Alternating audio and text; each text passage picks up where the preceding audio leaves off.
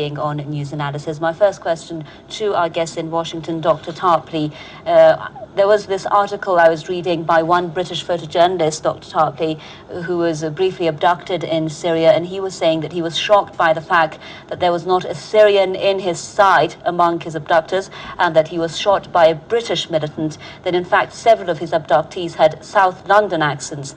So the question is this actually on the ground a US-led proxy war with all options in play in this quest for regime change, including the option of kidnappings?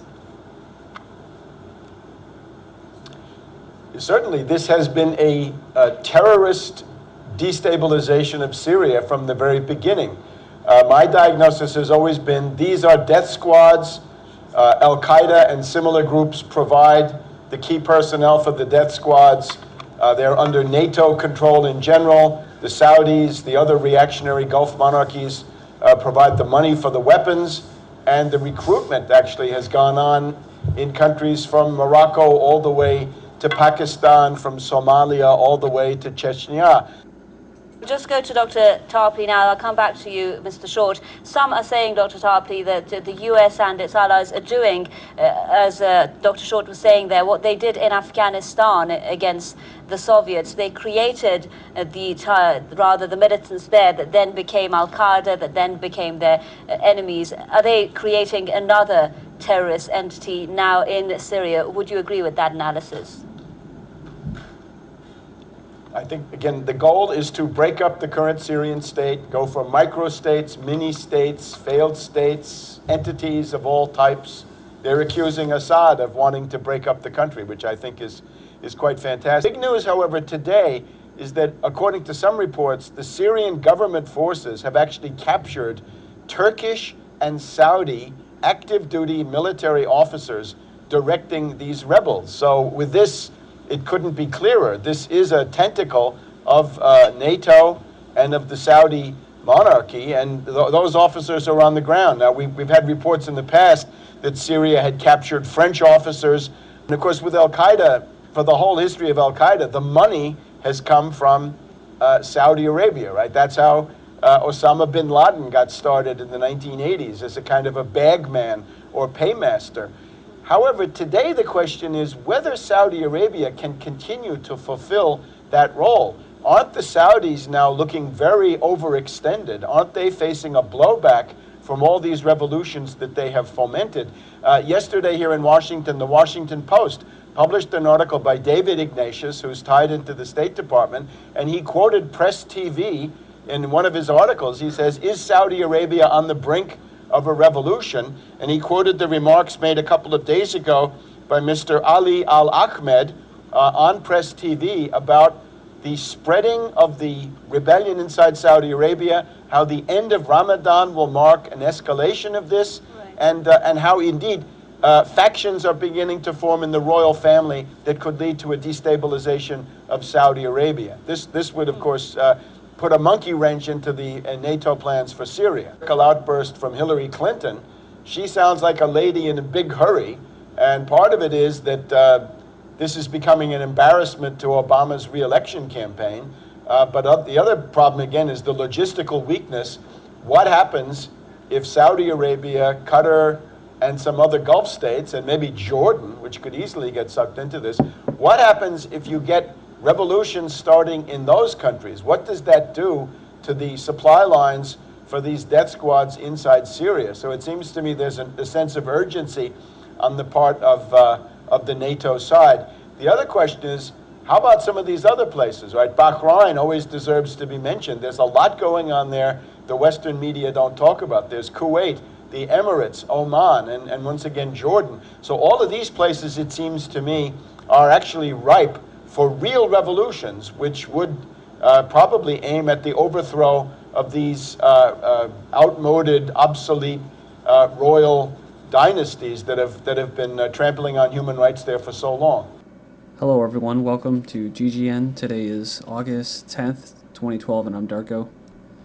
In today's report, I'm going to talk about Saudi Arabia, the Gulf states, and also I'm going to segue into Russia and the Pacific. This first article I have up is Saudi Arabia intensifying crackdown on dissent. It says here Saudi authorities are deploying a range of judicial methods to stifle the country's pro-democracy and human rights campaigners in a crackdown on dissent that includes jail terms and travel bans, according to activists. The Gulf dictatorship and world's top oil exporter has a low tolerance for public dissent and is one of the most repressive states in the world. The kingdom has no codified legal system, and most top government jobs are held by high-ranking royals. Saudi Arabia moved swiftly to stifle any popular unrest, as seen by other Arab states. They're talking about Bahrain, where I saw a report or article that was alleging that they were dressing up as Bahraini police officers, the Saudis that is, but continues to face protests in the eastern Qatif region. So this is important because this is basically what Tarpley and them were just talking about. And we have this article, Saudi Arabia to shoot down Iran-bound Israeli planes. And I just had to think twice. I'm like, what? You know? Saudi Arabia has threatened to shoot down any Israeli aircraft over its airspace en route to or from Iran, the Israeli newspaper reported. So, mostly because both Israel and the United States have said they may consider a military strike to put a stop to Iran's disputed uranium enrichment program. And it goes on and says that Saudi Arabia was one of 4 air routes identified by Israel's intelligence for a possible attack on Iran. Also, Saudi Arabia is equipped with U.S.-made fighter jets and sophisticated defense systems. So who knows? Maybe it's just talk from the Saudi royalty, basically down to the people to make it think that they're not on Israel's side. So maybe there is something going on in Saudi Arabia as far as dissent. Then talking about the Gulf state despots, says a cooperation council for the Arab states of the Gulf, GCC, comprised 6 nations: Saudi Arabia, Qatar, Bahrain, Kuwait, and the United Arab Emirates, and Oman. In principle, Kuwait and Bahrain are considered constitutional monarchs. In practice, all 6 are autocracies. So, with Saudi Arabia, Qatar, and the UAE and Oman are really absolute monarchs. So, one of the truths out of these 10 that they provided here on Land Destroyer website was number 4. Saudi Arabia has been to this day the primary underwriter of the notorious international terror organization Al-Qaeda, created along with the Saudi Arabia's longtime ally, the United States. Money, weapons, and directives are laundered through the Saudis to maintain both plausible deniability for the Americans and to maintain a degree of credibility for Al-Qaeda's sectarian extremist foot soldiers across the Muslim world.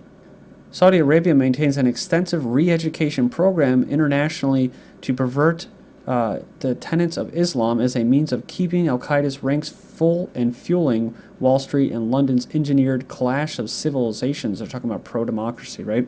Because they just ignore the fact that these kingdoms are totally undemocratic, right? Dictatorships, and they don't say anything about the repression or the lack of human rights that go on in those countries, but they focus on places like Syria, Libya, Iraq. So it says Saudi Arabian corporate financier interests run by the royal family are tied directly to Wall Street and London via conglomerations like the U.S. Saudi Arabian Business Council and representation upon the J.P. Morgan International Council.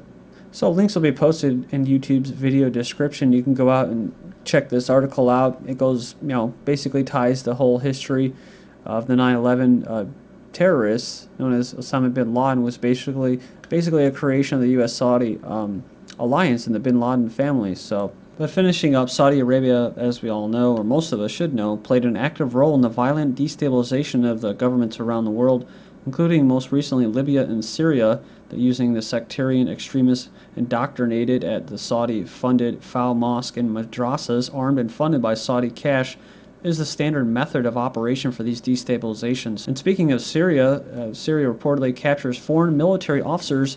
UN chief won't condemn kidnapping of Iranians. So, Syrian media is reporting the capture of military officers from foreign nations in Aleppo, the city which has heavy presence of Western-backed Free Syrian Army terrorist organization. The Secretary General of the UN is refusing to condemn the kidnapping of Iranian pilgrims in Syria. And some breaking news that came in just recently. Syrian and Jordanian troops clash at the border, says report involving armored vehicles that broke out Friday night between Jordanian and Syrian troops in the border region. They cited Jordanian sources and unnamed Syrian opposition activists who witnessed the incident. So take it for what it is. It says the area has been used as a passage by Syrian refugees fleeing the violence. In other words, going there, wreaking havoc, and then getting out of Dodge before the government comes and kills them. It says here the clashes reportedly occurred after a number of refugees attempted to cross into Jordan. Let's not forget the article that I just covered where it was that these Free Syrian Army were actually killing these civilians that were trying to leave Syria. So, Lebanese security forces detain pro-Syria former minister. That's right, they dragged him out of his bed in the middle of the night while sleeping with his wife. So they said it was for security reasons, but his wife said the intelligence forces affiliated with the anti-Syrian March 14th movement have arrested her husband for political reasons. A rebel fighter falls in Aleppo, but this one was from Istanbul. That's right. An Istanbul Turkish lawyer, basically, with radical Islamist views, told colleagues he was traveling near the Syrian border to attend a trial. In fact, he crossed into Syria to join the terrorist group to help create the destabilization of a sovereign country. The lawyer was shot and killed by regime forces in Aleppo on Saturday. Oh yeah, just want to make sure I got this in there. He has become a martyr, God willing, said a colleague. Oh, a colleague. My fellow terrorists, my fellow colleagues. UK sends $5 million to listed terrorists in Syria. US-UK listed terrorist organization Libyan Islamic Fighting Group. Fighters and commanders are clearly amongst militants underwritten by latest UK funding. This is in direct violation of both American and British anti-terrorism legislation.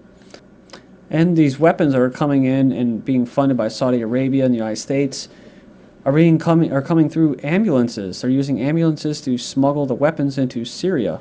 So during a visit, the villagers informed this lawmaker, a Turkish lawmaker, that on the borders there's these military bases being set up against the Syrian forces. He expressed surprise at the sight of Turkey's military support for the anti-Damascus armed gangs in the region. If it's true, it's absolutely unacceptable, he said. Syrian insurgents seized 3 journalists near Damascus. Some more journalists are scooped up by the terrorists. And NATO's fleet is coming to Syria. Britain and France will soon be sending their fleet to the eastern Mediterranean, a powerful grouping of the Navy, Western media reported, citing sources in the British military. France will be represented by a compound aircraft carrier. Also, they're going to have helicopters, large amphibious assault ships, 400 Marines on board, as well as a destroyer and submarine. White House officials says Syria no-fly zone not off the table. U.S. has done a number of things to support Syrian opposition, most of Syrian opposition not of Al-Qaeda link. They say Al-Qaeda ilk. France deploys troops to Syria-Jordan border. France has sent troops to the Syrian border with Jordan amid reports of escalating foreign support for the terrorists fighting the government of Syria. That's interesting. France just sends troops over there. Now what? Syrian and Jordanian troops clash at the border. Oh, but it's just to help refugees. So yeah, they probably weren't part of that. Like most of them aren't from the Al-Qaeda ilk. U.S. fabricates lies on Iran to sell arms to Persian Gulf states, says U.S. Daily, on the pretext of the Iran threat to sell massive amounts of arms to the Persian Gulf kingdoms in a failed effort to establish a united alliance among the dictatorships in the oil-rich region. That's right, global arms market hits post-Cold War high point, so good for the military-industrial complex on all sides. So this is based off Iran's nuclear program, despite Israeli leak. The U.S. intelligence still soured on Iran's lack of nuke program, so they pounced on the opportunity to push the U.S. to war, but Obama administration still says Iranian nukes is far off. So Egypt may be hyping the Sinai offensive for Israel's sake. The crackdown reportedly didn't impress Sinai residents who saw no evidence of fighting and witnessed soldiers firing into the air. So it sounds familiar, just like Libya and Syria, right? And on Wednesday, the Egyptian military launched airstrikes in the area. But Egypt apparently got permission from the Israeli security cabinet on Thursday to conduct further helicopter airstrikes. So their army claimed up to 20 terrorists were killed, but witnesses told Reuters they had seen no fighting. The key here is the offensive is crucial to maintaining good relations with Israel, Reuters reported, which may explain Egypt's apparent efforts to hype the offensive. While Israeli defense forces entered Egypt to block migrants, they're operating in Sinai to intercept African migrants and hand them over to Egyptian forces. France is even preparing for an evacuation of nationals in Israel. So this move makes it possible that Israel may in fact strike Iran before November elections, or their intelligence is showing that they may actually be a target. Even so, the United States and the Gulf allies pursue a missile shield against Iranian attacks. Remember this, U.S. is shifting 60% of its warships to the Pacific. Also, the U.S. cleanup in Vietnam is meant to monitor Russian activities there. And as Russia hints of a Chinese threat in the Far East, they're reopening their naval bases around the world. And the Polish president says U.S. missile deployment is a mistake, so the United States is to station troops in Poland for the first time.